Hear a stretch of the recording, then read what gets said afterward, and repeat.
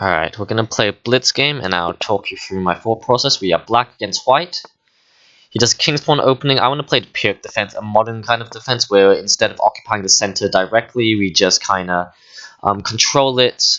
Okay, this is a blunder, just not a blunder, but it's a misplay because of this move.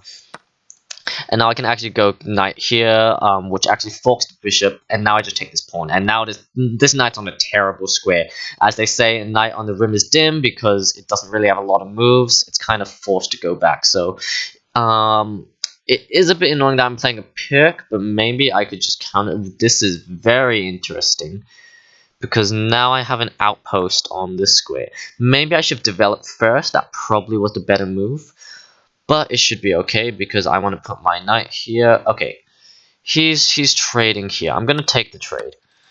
Now I want to get my development out, so I'm gonna fiend shadow the bishop, trying to attack this weak pawn and this rook in as well. All right, he kind of counters that, so now I'm gonna have to move this pawn. I could move the rook, but I don't want to waste a development move doing that. So instead, I'm just gonna fiend shadow the bishop. Still, there's not a lot you can do. Okay. Now I can tell that he's trying to attack me. Since the queens are off the board, we kind of have to play a bit more strategical. I can still fiend shadow, but I don't really want to castle queenside anymore. I kind of just want to get this bishop out and just castle queenside.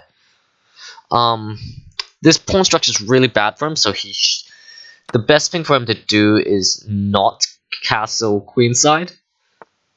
Okay, interesting. I'm going to check him, which doesn't do a lot, but...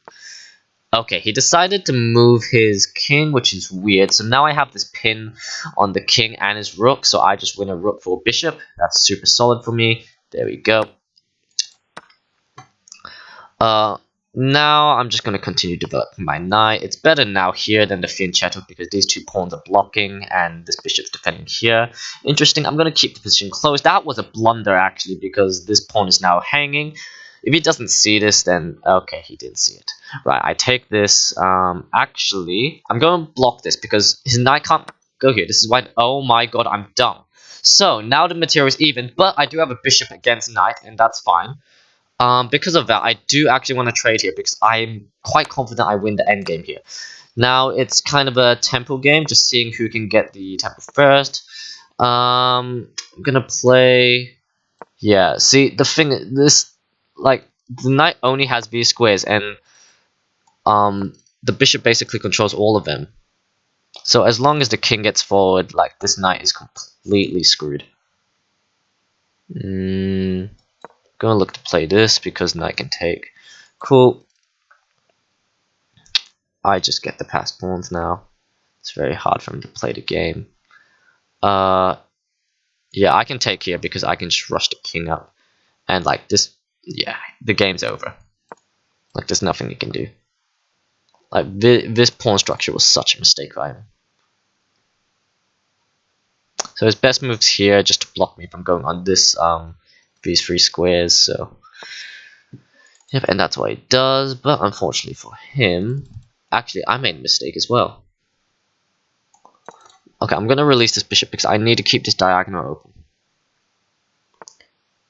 There, take, and he's lost, because I just charged his pawn up. So yeah, and there we go, he resigned. So I made one blunder, but it was okay. It was okay.